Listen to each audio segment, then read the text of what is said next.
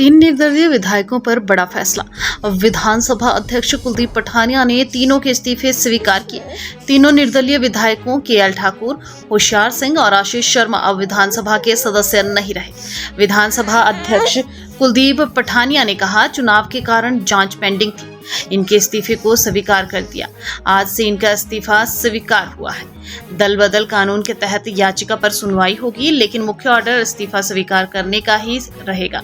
Speaker ने कहा, मैंने दल बदल कानून के तहत सख्त ऑर्डर नहीं किया, इनकी इच्छा अनुरूप ही ऑर्डर किया है। सर, आज जो है आपने सुनवाई की तारीख तय की थी, क्या निर्णय लिया है सर आपने?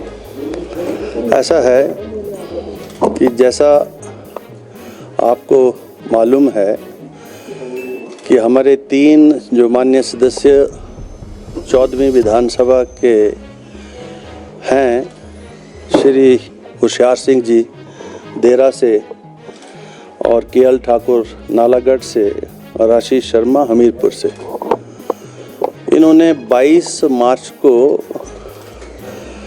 विधानसभा की सदस्यता से जो है वो रिज़ाइन किया और वो रेजिग्नेशन जो था 22 को हुआ। 23 को इन्होंने जो है भारतीय जनता पार्टी को ज्वाइन कर लिया और इसकी इंक्वायरी थी, बीच में चुनाव था। सभी और पार्टीज़ जो हैं, जिसमें एक हमारे पास एक पटिशन भी आई जगत सिंह नेगी जी की तरफ से एंटी डिफेक्शन लॉ में, उन सब की इंक्वायरी करने के बाद जो तीन माननीय सदस्यों ने जो अपने रेजिग्नेशंस दिए थे उनको मैंने एक्सेप्ट कर लिया है और वो तीनों अब जो हैं इस माननीय सदन के सदस्य नहीं रहे। They ceases to be a member of the 14th state assembly from today onwards. तो वो नोटिफाई हो जाएगा अभी और गजट में भी चला जाएगा। तो ये ऑर्डर मैंने अनाउंस कर दिया। क्या सर दल बदल कानून के तहत कार्रवाई की है या दोनों स्वीकार की गई? दोनों के ही निष्कर्ष सेम है।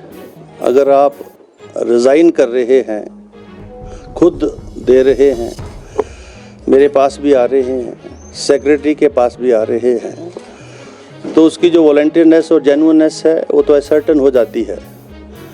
और उसके बाद जो दूसरी पटिशन जिसका जिक्र आप कर रहे हैं, जो एंटी डिफेक्शन लॉ में श्री जगत सिंह नेगी जी ने दी, उसकी भी ब्रीफ इंक्वायरी हमने की है और उसके पर हियरिंग भी है। अभी उस पटिशन की अभी हियरिंग भी है, फाइनल हियरिंग भी है, जिसको मैं जा रहा हूँ।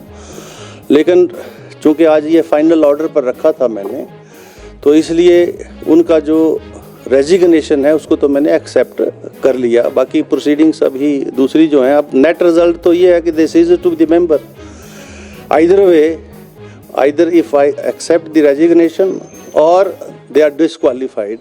So this is a less harsh order which I am passing.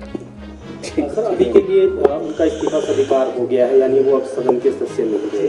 हाँ, सदन के एक्सेप्ट हो गया ऑर्डर, जो है अभी आपको मिल जाएगा साइट के ऊपर।